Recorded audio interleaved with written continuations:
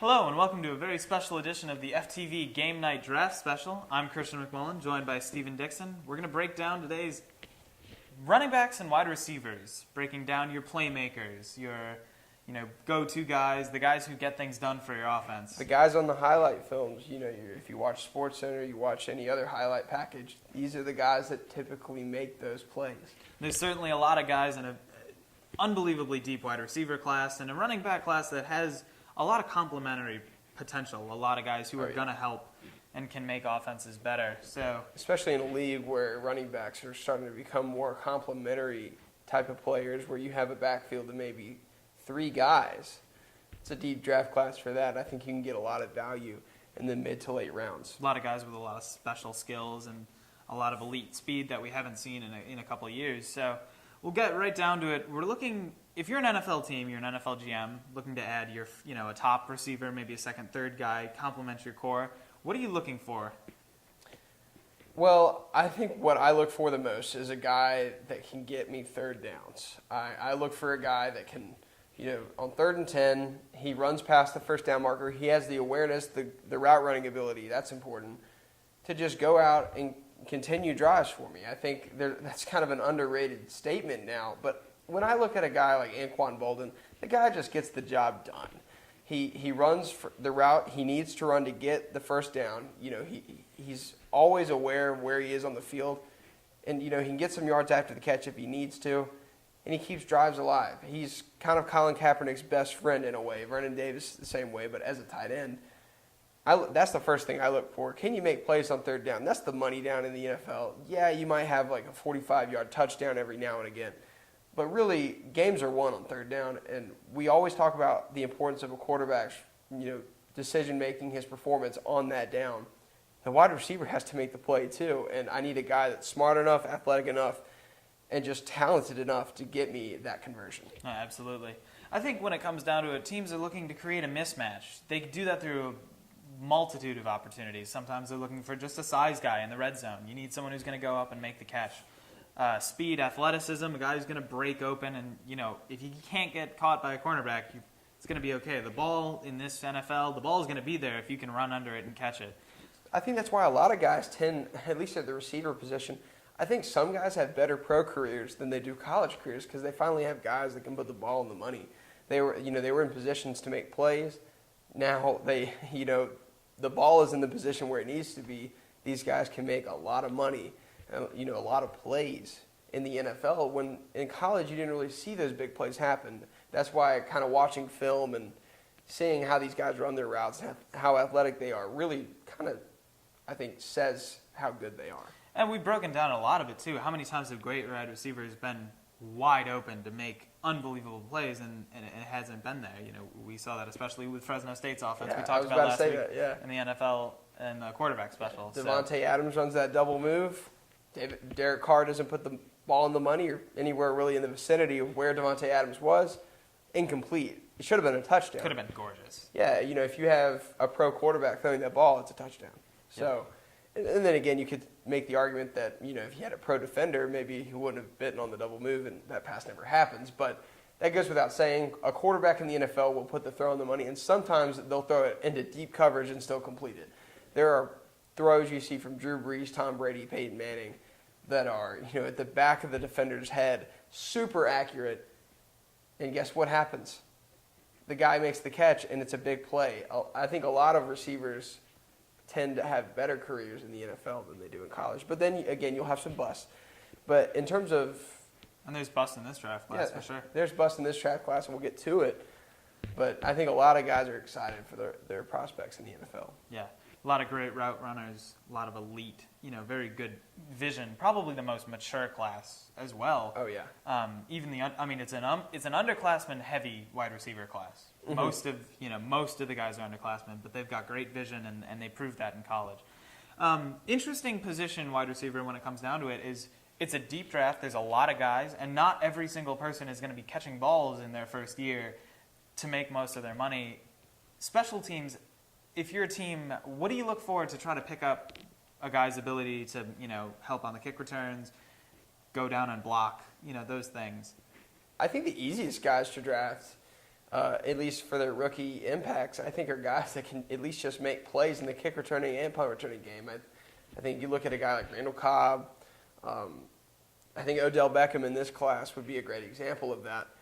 The guy, he proved that he could return kicks in college.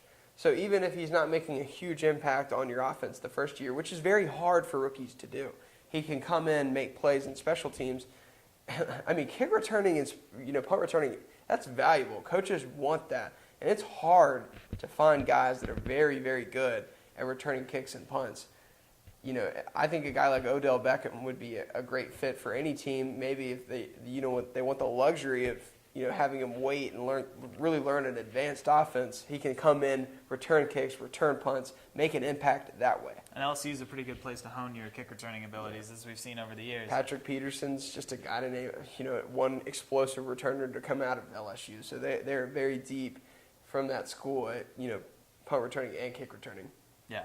I look to a lot of guys, if their downfield blocking is great, they're great on kick coverage. That's where a lot of young players have to hone their skills too. There's just there's limited space. If you're not in that top 4, but you come in a third down situation, you got to prove yourself someplace else. So a guy like Kelvin Benjamin, who I think is an unbelievable blocker downfield, it helps when you're 245 pounds and 6'5", but I think that's another place where these guys can separate themselves and where they're going to find themselves sneaking up the draft boards a little bit quicker. He doesn't just make plays for himself. He makes plays for the other players, the other receivers, the other running backs on his team. Because, Hines Ward made a career out of this. He wasn't just a great pass catcher. The Steelers were so successful because, Antoine Randall, Plexico Burress, they can make plays down the field because Hines Ward, this is illegal, but you can set picks. I mean, a guy running the ball down the field, you get 3 or 4 extra yards just because your receiver, who typically isn't a great blocker, can make that block. Kelvin Benjamin, that can make a huge difference for your offense, and a 20-yard game can turn into a 40-yard game just because your receiver is a good enough, blocker to make those plays for you. You're fighting in the trenches in the NFL, and that applies to your wide receivers in a lot of cases. It should. A lot of guys forget that wide receivers should be able to block. Yep. So I look at it as Kelvin Benjamin, he might need to develop as a pass catcher, but if he can lay the wood on some defensive backs, I view that as a pretty valuable piece. And, they're a little intimidated by that. Defensive backs are not the guys that look for there's some safeties, but at the end of the day, I don't think a lot of corners in the NFL are looking to get involved with a physical receiver. They usually fear Anquan Bolden, guys that are good at that. Yeah.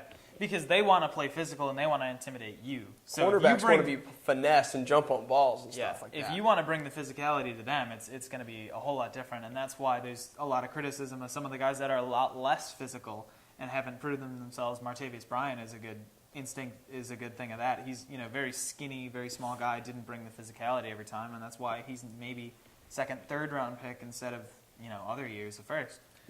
Who would you say is the most complete player in this draft at the wide receiver position? A guy that can do it all. I would have to say Sammy Watkins. Sammy Watkins. I think it's very difficult to argue with that. He did basically everything. He was he proved freak athletic ability at the combine. Caught the ball incredibly well. Very productive career at Clemson. Yeah. If you're in baseball, a 5-tool player is a common word. Sammy Watkins is kind of a 5-tool player. He can go vertical, he can catch screens, things like that. He could probably play special teams if you asked him to. Underrated physicality, I think. He does block down the field when you need him to. He is not just a Jacoby Ford. People make that comparison all the time. No, he's not just another Jacoby Ford, Clemson wide receiver that is a track star. The guy is a complete football player, and that's why he's deservedly going in the top 10 this year. I think he could be a great piece for any team. Any team could use a weapon and a football player like Sammy Watkins. He proved it at that level, and I think Clemson, they've had their best football team in years because Sammy Watkins was on their roster playing football for them. Yeah, and I think he's going to come in and be a top 2 wide receiver. He'll be a great compliment wherever he goes. I think it's going to be in the top 5. I don't think. Yeah. I just think talent-wise, he can't miss on that type of guy. Yeah, I even think a team that might not need a receiver might want to just take a shot at him because it's like, you can get a role player on defense, an ordinary guy that is going to be a stopgap player, that's what most first-round picks are anyway. Even, you might think they're Hall of Fame players, but Sammy Watkins, I think he's the safest bet to be a Pro Bowl guy his rookie season and, later in his career. So why not take a shot at that? Yeah. Another guy that is very frequently talked about is Johnny Manziel's former favorite target, Mike Evans out of Texas A&M. He's grown on me. I was not a fan when I first watched tape on Evans because I thought he was a very one-dimensional player. He could run, up the seam. He's a jump ball guy. But at the same time, you can't find that physicality, that playmaking ability anywhere in this draft. He's got awesome hands. He can catch anything. And watch the 95-yard touchdown against Alabama this year. The guy is faster than we all think he is. He's an athlete. He's not just a jump ball specialist. He's a more, I think Texas A&M didn't need him to be, this complete receiver. He's a young player. He was a redshirt sophomore last season. He went pro early. I think that's a prospect that a lot of guys, if you miss out on Watkins, you can still get Evans. Completely two different players in terms of size and strengths and what they're going to bring. And what they're going to bring to the table, but they both bring big impact, I think. And honestly, I think if I'm a defense, I think Mike Evans, I'm more scared of him than I am Watkins just because of the sheer size. You can't match. Yeah. That is a mismatch every single week. And you're basically drafting a mismatch. That's what the teams are trying to create. That's what they want. Everybody wants a Jimmy Graham. Everybody wants a Rob Gronkowski type of guy. This guy would beat up Richard Sherman. Yeah, it would be difficult to try to play that coverage. Richard Sherman would seem really small compared to Mike Evans, and you're not going to find a lot of receivers that are taller than 6'4". Even though you have a guy like Calvin Johnson, that's out of the norm. And you worry about a guy like a Brandon Coleman, a guy who's 6'6". You worry about those guys because of certain issues. They may not be as athletic, and they're certainly not. Yeah. We don't see 6'5" guys who are as fast. Yeah. And I just think, too, Manziel, his scrambling ability, I think a lot of that was successful because Mike Evans is great at coming back. He's good at improvising, coming back towards the ball and making plays for his quarterback. Incredibly agile. Yeah, incredibly agile, good improv player. I think a team like Pittsburgh would be a great fit. Roethlisberger is a player that likes to escape pressure. As long as he stays healthy, of course. That's been a problem in Pittsburgh the last few years. Yeah. Evans can kind of do what Hines Ward did in a way. Run off of his route, come back to the football, and make a play in an emergency situation. He's going to make a lot of money there because not a lot of receivers are good at that. That's a very underrated part of Mike Evans' game because I didn't really see it on tape from very many other players. After you run your route, a lot of receivers seem lost. Yeah. Mike Evans didn't. Mike Evans is like, it's time to make some money because he came back, used his physicality, caught the football, broke a few tackles, made a big play for his offense. And he knew the ball was going to be there because we knew how good Johnny was at throwing the ball off of his back foot, off his front foot, wherever he needed to be. On his knees half the time, it seemed. And Manziel had that luxury because Mike Evans had such a big wingspan. The guy can catch anything from, 6 feet away. He can probably, reach out and make a grab. He has such a long reach, such a wide, long body. Yeah. You're not going to find that later in the draft. That's why he's a first-round pick. I think he's a very raw player, has a lot of development to do, but you're not going to find that type of talent, that type of athleticism, that type of body anywhere in the NFL or anywhere in this draft. And I think we can peg where he's going to go. He's one of the easier players to try to point out. 7, Tampa Bay is a I think popular 7 to look. 15 is probably Mike Evans' range. Detroit would be terrifying. That would be a terrifying wide receiver core should he fall to that point. And, there's all the talk about Sammy Watkins and then trading up. The one thing I've wondered is why don't you just not trade up and draft Mike Evans? Yeah, if he's there. Yeah, if he's there. But, a team like we talked about it, Buffalo might be out of the running, but it's the same logic for Watkins. If you really like a player, just draft him. Yep. Because if you know he's going to be good, why let him go? You have a mismatch. It's not a question of will he create a mismatch. It's how is the other team going to handle him. Yep. And as long as this guy stays out of trouble, he made plays at Texas A&M. I don't think he's going to be one of the safer picks, in my opinion. Because I would have to say so, yeah. There's not many guys that are 6'5" and bust in the NFL. No. We all thought Alshon Not Jeffrey. 6'5" that run a 4.45 or 4.55. We all thought Alshon Jeffrey might bust. The guy's a Pro Bowl player. It's very rare. The wide receivers that tend to bust are the smaller guys. they can't deal with the physicality of the NFL. Yeah. And now to talk about some smaller guys, there's kind of a three-way tie for the third wide receiver in this draft between Brandon Cooks, Odell Beckham, and Marquise Lee. Other guys we'll talk about in a little bit. But of those three guys, which one is your favorite? Oh, Odell Beckham, and it's not really close. The guy brings special teams talent like we were talking about earlier. Yeah. So even if he's not ready to play receiver in year one, which is tough for a lot of smaller receivers to do, he can still make plays that way for you. He can still bring a threat, make an impact. He's a crisp route runner. I think he helped out Zach Mettenberger a lot. He's an athletic player. In terms of route running, the guy ran everything. He ran in a pro-style offense. I mean, in the SEC, it didn't get any similar to a pro-style offense than it did at LSU. And the most similar because he was playing against the most NFL prospects on the defensive side of the ball as well. I mean, I don't think he's going to have a tough time transitioning, honestly. I brought up the special teams just to give a little background to what he could do in case he's not ready, but I think he's ready. He ran every route in the book. I don't think he'll be hard to coach at all. No. I think his father had NFL experience already, and the guy just made plays. He's got good hands, and he's a complete receiver. I think a guy I'd like to compare him to is maybe Greg Jennings. Yeah. Ran every route, and he makes hard cuts in his route. He can separate from defenders with his route running. And that's strength. Great strength. Underrated strength, yes. Greg Jennings is a great comparison, I think. At least Greg Jennings before he got to Minnesota. Last year he kind of had a rougher season, but I think that would be a comparison right there because he's underrated strength, good route runner, explosive athlete. Absolutely. Why would you pass on that? Like that's what you call a complete wide receiver in the NFL. No. He's just not 6'5". And he doesn't have that athletic ability of Sammy Watkins. Yeah. So. And we've seen a lot of teams, I think are very much like that, the skill set he brings. And, I think Philadelphia maybe was okay with letting Deshaun Jackson go because of the possibility of who might be there, who they might be able to add in that place. And I think he's just risen up the draft boards because I remember early on everybody kind of had him pegged in as a second-round pick, but people are watching now, and they watch the tape over and over again. This guy's a first-round pick. I just think there were so many weapons, so much pro talent on that offense. You had Zach Mettenberger. Obviously, he's probably going to be a second or third-round pick. Jeremy Hill we'll talk about later. Yeah, in the running back section. And then you obviously had a guy like Jarvis Landry making a lot of plays. So it's hard to grab attention because there's so much talent on your team. But go back and watch the tape. The guy can play football. He's a good player. Things have changed a lot. Kelvin Benjamin at one point was the number 3 wide receiver on a lot of people's boards. Now we're talking about, Beckham and Brandon. Brandon Cooks is the guy I'm really optimistic about. I think there's a lot of ability there. You can't beat the wheels on the guy. He's incredibly fast. Yes. Worry a little bit about the physicality, worry about his route running a tiny bit. But when he played in a very simplistic offense where he utilized his playmaking ability with his feet.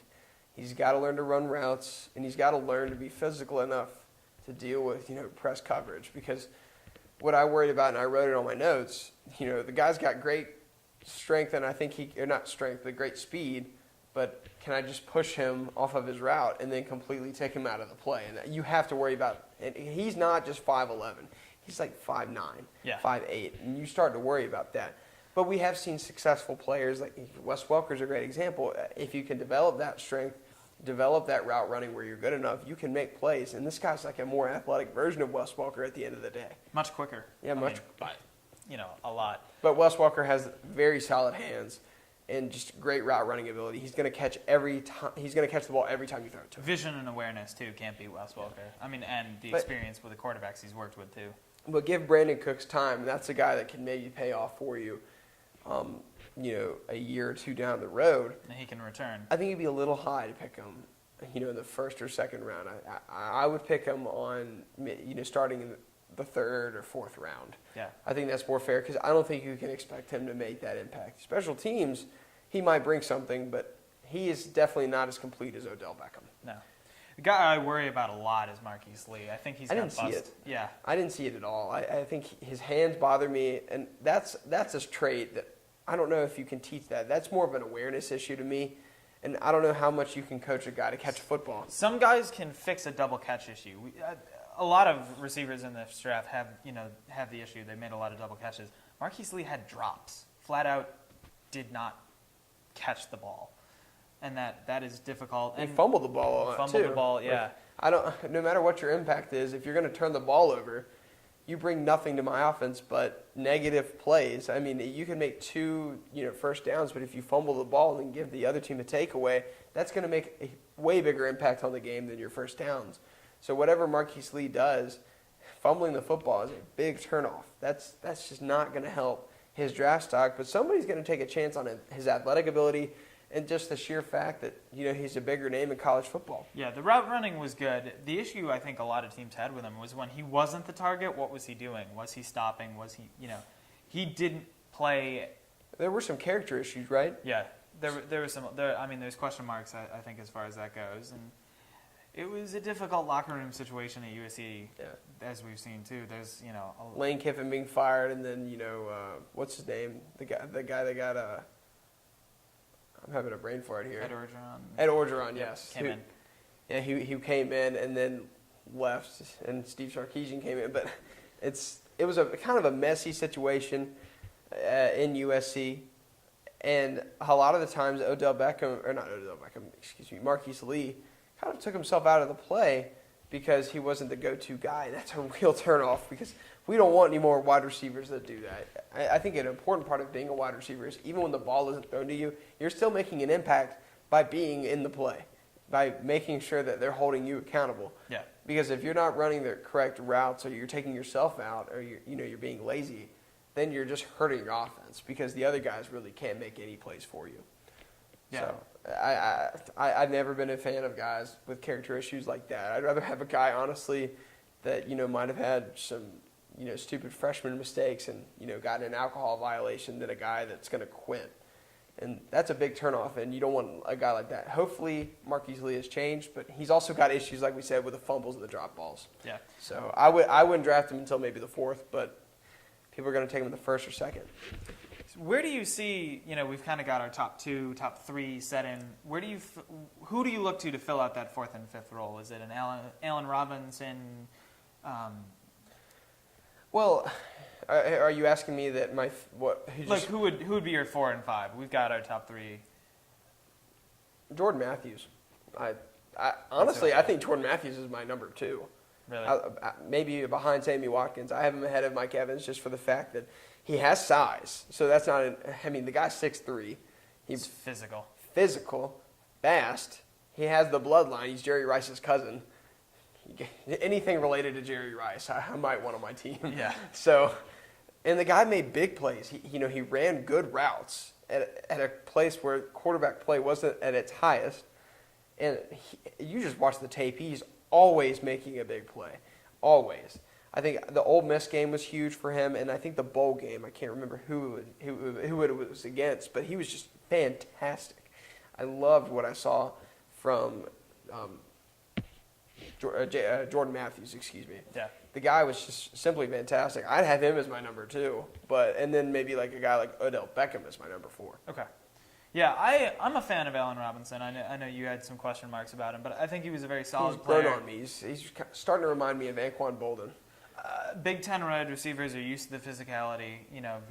It's a tough league to play against. It's hard to stand out on tape. It very much is, especially a lot of 5 wide receiver sets now, especially with Penn State was not running the ball incredibly well. So, Hackenberg trying to be there for that young quarterback, I think was pretty impressive. I like him a lot. I fill him out in my top 5. I think he had a big game against Michigan, didn't he? He did. So, you know all about that. So yeah. He's physical. He's got good size, and we were talking about it earlier. The number 1 most valuable thing is a guy that can get you 3rd down conversions, who can make just enough to get you that money down.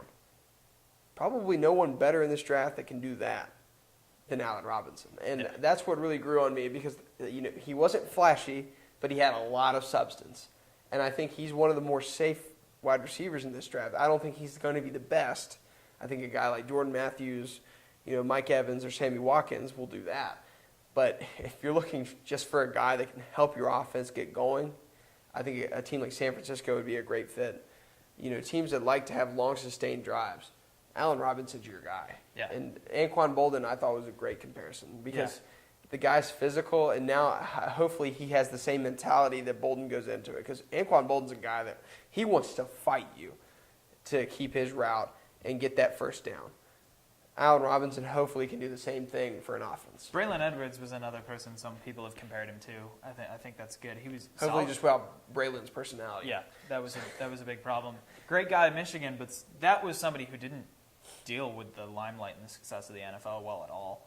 Nope. So hopefully, He also played in Cleveland, which really hurt his career. Yep. And then he went to the Jets, so Yeah. it's not exactly two pass-happy situations for a receiver, but didn't have a quarterback. yeah, and I think it always depends on where the guy goes. If he can't throw you the football, it's kind of useless. I mean, Larry Fitzgerald, I think, would still be one of the top guys, but he had a few years where he had no quarterback play. John Skelton throwing you the football is not going to get it done. No.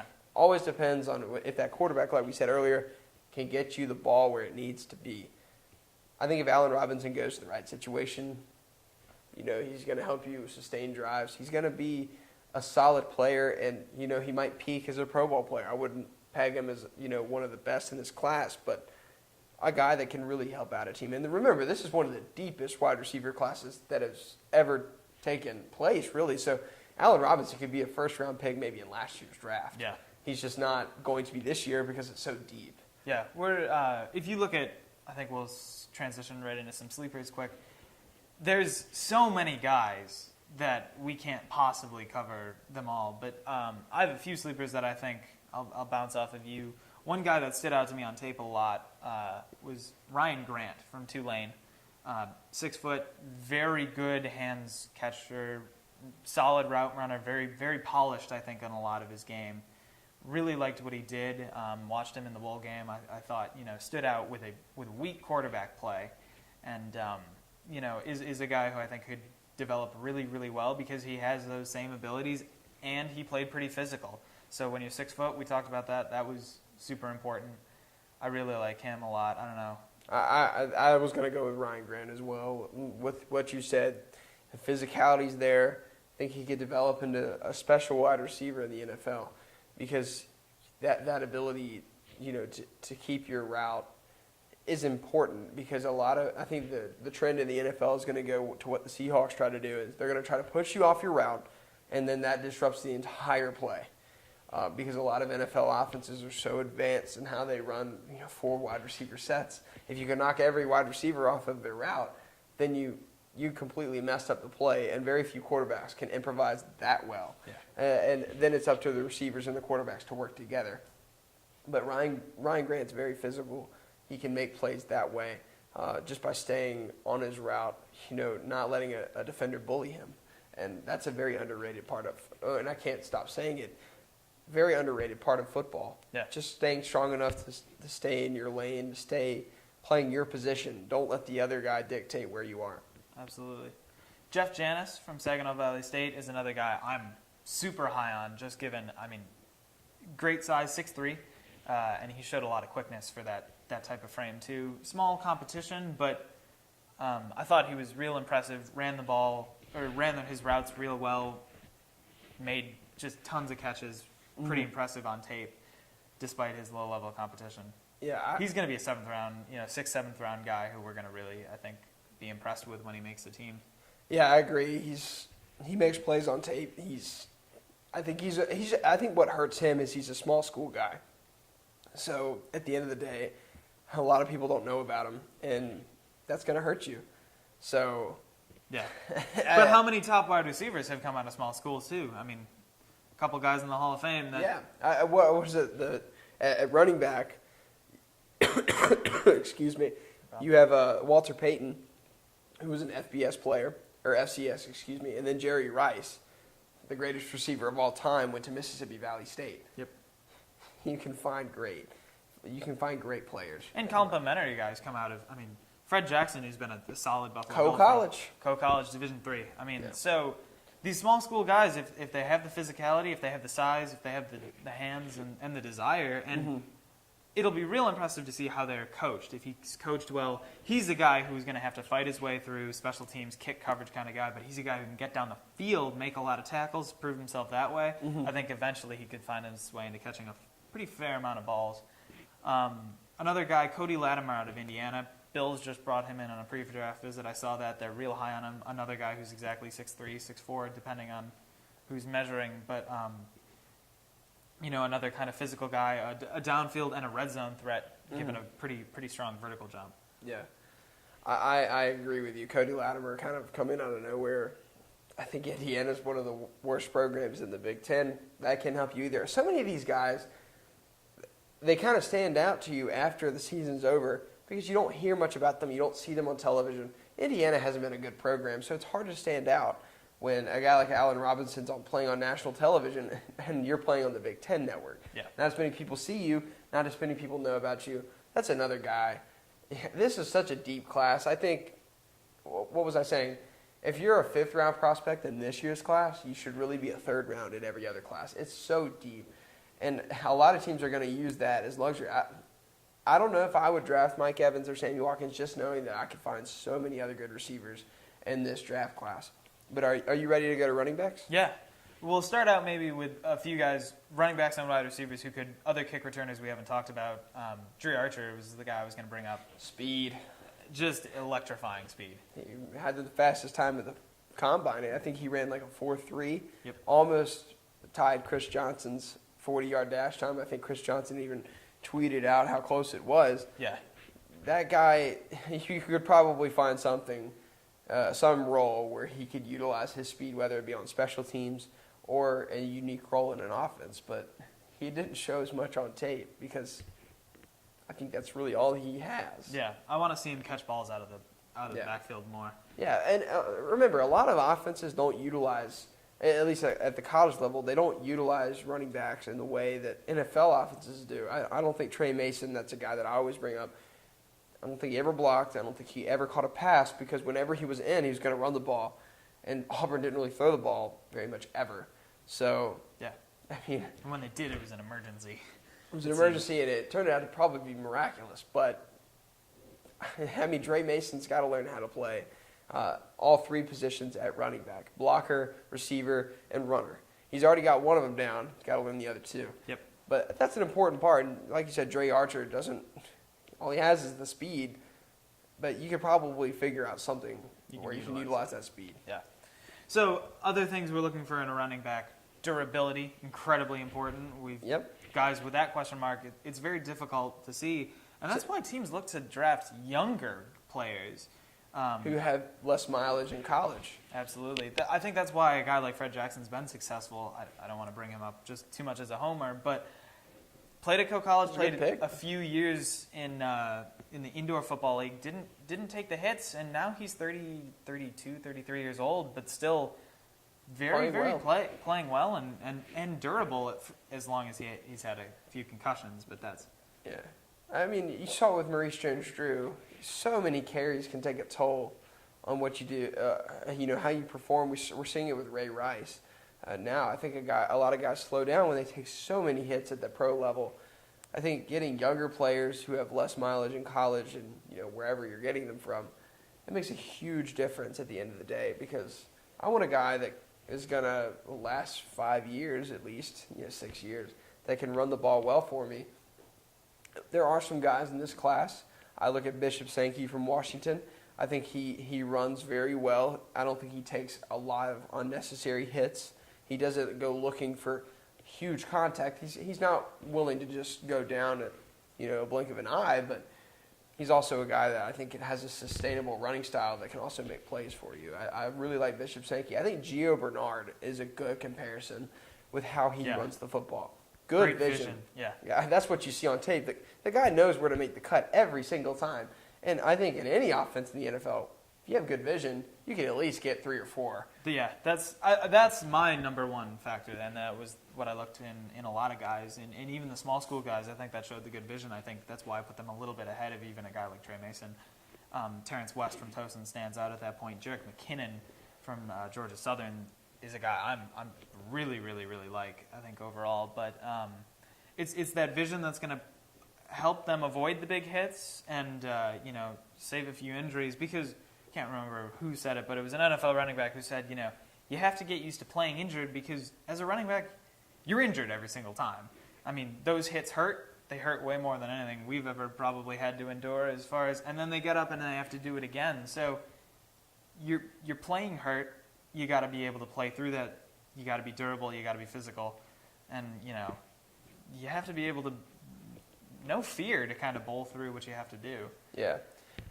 A guy that I worry about is durability, but he has the size to keep playing the way he does. I think it's really the question is his maturity. Jeremy Hill, his running style is very physical. I think it really reminds me of LeGarrette Blount. Yep. It's I think a perfect comparison. Running styles. He's not really agile, but he's just going to bowl over you.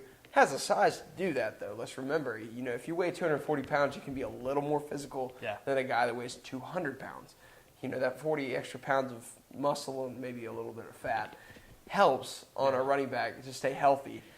Jeremy Hill has that. Question is he mature enough to make a lot of money in the NFL and, stay on the field and not get suspended? Because the guy showed a lot of maturity issues. I think he said he was going to come back to LSU, changed his mind, just kind of made a mockery of the process of leaving school. He didn't really have his mind made up.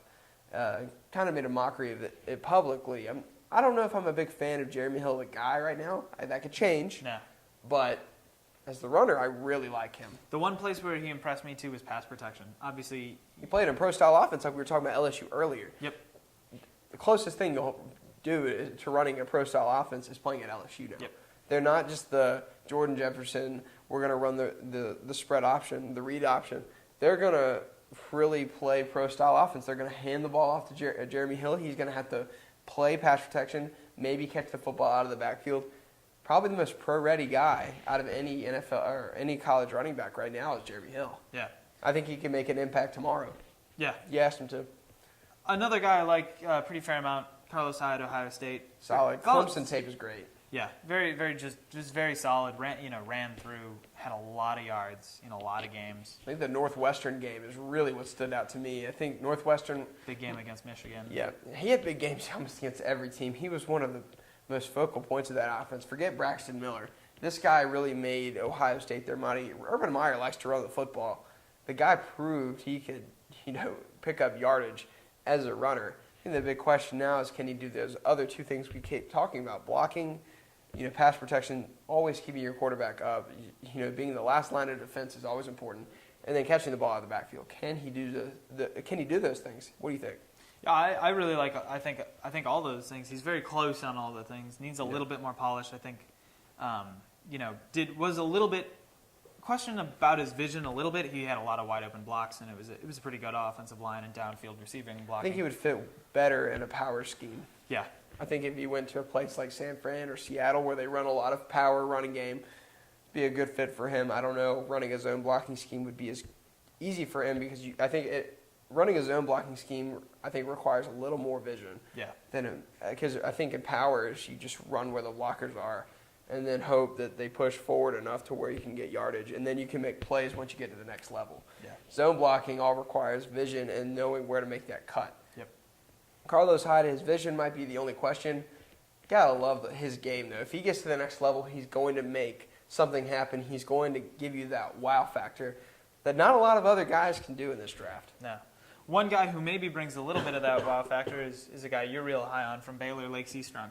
Oh, yeah. But he's not a complete back. Talking about durability, does not scream durability, but he screams that, I just want this guy in my backfield in a situation where I want that mismatch. I want a guy that linebackers can't deal with this guy's speed. You'd have to put a defensive back, to really match up well with. And taking away a defensive back to cover Lake Seastrunk gives my wide receiver probably a mismatch. So he's mismatch city in another way. Instead of, doing Mike Evans and bringing him out as a 6'5" wide receiver, you have a guy that is an explosive athlete. I remember him, I think it was against, it's not TCU, I can't remember who they were playing in the Poinsettia Bowl 2 years ago.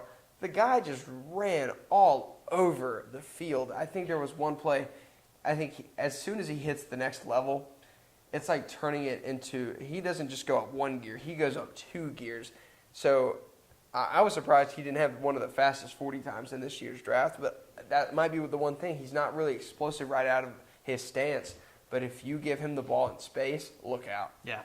Another guy, talk about speed, explosive, DeAnthony Thomas from Oregon. I think one of the most intriguing prospects. Speed. How can he be used? How can he be utilized? I think that's really the number one question.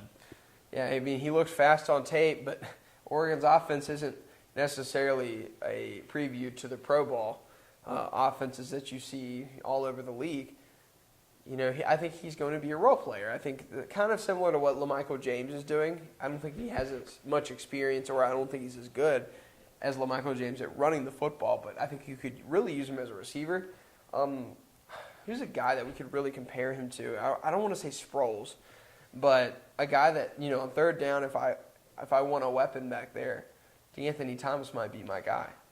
Close to C.J. Spiller as far as speed and ability goes, catching the ball out of the Just backfield. not as good of a runner. Strength, yeah, just not the vision is not always there, and it almost didn't have to when you had that kind of speed and you were playing against, you know, weaker front sevens for sure. Yeah, where would you classify him? Like what round? I mean, I think sixth. Unfortunately, I think but that's a value pick. Yeah, I think he's an incredibly talented player. He should make a roster. Yeah. A lot of people are making a comparison with him to Tavon Austin, you know, if they use him more as a wide receiver role, because he's got the speed to kind of be a tweener. He's going to play on special teams. I think he can return the ball. I think he needs to get stronger in order to do so, because obviously still special teams. It's not, you can't outrun everybody. You need to at some point, but you gotta shake a few here and there. But I think that's a pretty fair comparison. But want to get to our small school guys? Absolutely. One guy I think maybe would have been one of the better runners in the draft with questions about durability and just a whole host of character issues is Isaiah Crowell, Alabama State, but a former UGA recruit and spent a year at UGA before a couple felonies got him kicked off the roster. Well, you saw it with, you know, guys like there's different positions obviously, but Janoris Jenkins, I think, Dominique Rodgers-Cromartie, a lot of NFL talent at the defensive back position. Now we're just applying it to running backs. You know, some of these guys are great players.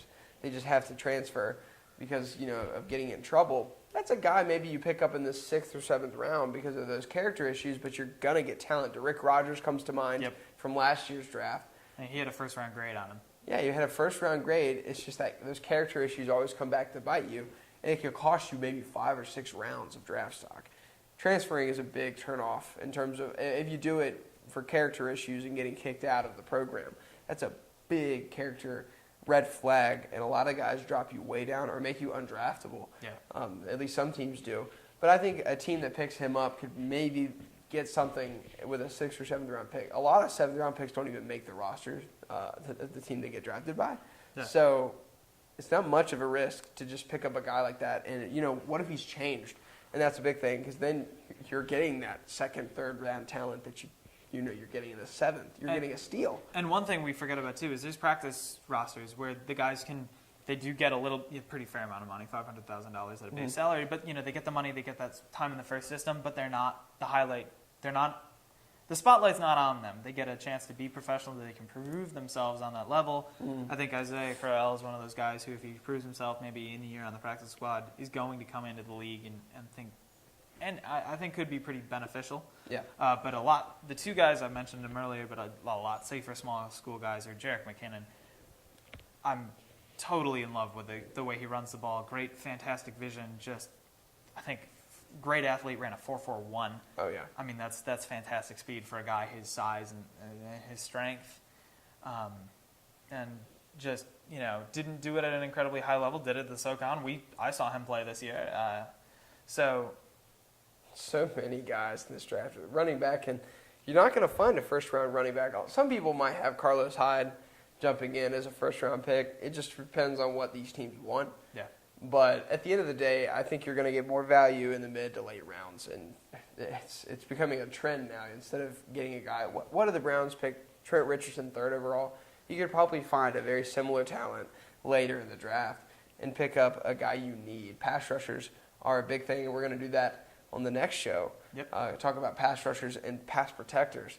So that'll be very interesting. So I'm done with running backs. I don't know about you. Do you want to add anything more? I had one guy I wanted to bring up. This is talking about guys who are going to be, you know, maybe undrafted free agents. But we talked about catching the ball out of the backfield. Nobody had more experience at it this year than David Fluellen from Toledo. I watched him in high school. He went to a high school about 15 minutes away from my house. And that'll get you drafted no matter what. Yeah, he's a dependable player from that standpoint, and was great at the Senior Bowl. Really proved himself there. I think is an interesting guy to come in, practice squad, maybe fight his way through, but very well. He was incredibly durable, didn't miss a play in 4 years of college at Toledo. Just, a lot of things going right for him, just didn't have the experience as the traditional back, but has all the tools. Yeah, I mean, that ability to be a pass protector, catching the ball out of the backfield, I sound like a broken record. That will get you drafted because NFL teams are looking for that. And then they're convinced that they can turn you into that running back and turn you into a runner. And that's what they're looking for. They're not necessarily looking for that highlight Trey Mason type of runner where, he proved he could obviously run the ball. The question now is, can he do those other two things? They really like the guys that can come in because at worst you're going to be a guy like Brandon Jackson, who's a guy that kind of rotates around the league, but teams keep signing him for a reason because he's a guy that can block out of the backfield. He keeps your quarterback up, and what's the most valuable position in the NFL? Quarterback. So if you can keep your quarterback up and you can be his best friend in the passing game, there's a spot for you on a roster. And then running the ball is just kind of gravy on top. But typically the best runners are still going to get that highest grade because, talent always wins. So. Yeah, absolutely. Bringing you our next show, we'll be going over tight ends and our defensive line. And offensive linemen. Offensive linemen. Kind of doing anything on the line of scrimmage. Yeah, bringing the guys who are also trying to protect the quarterback and the guys who are trying to take the quarterback down. So we'll bring you that next time on FTV Game Night Draft Special. I'm Christian McMullen, joined by Stephen Dixon. Hope to see you next time.